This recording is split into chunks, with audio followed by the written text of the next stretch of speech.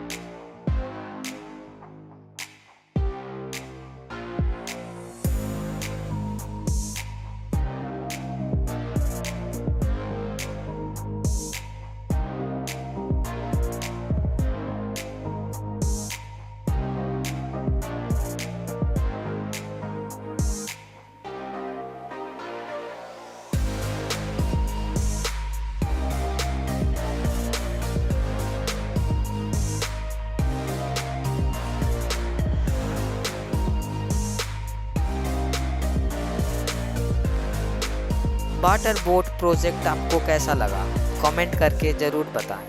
ऐसे ही आपको वीडियो चाहिए तो इस चैनल को सब्सक्राइब और वीडियो को लाइक करना ना भूलें। मिलते हैं अगले वीडियो में। Bye bye.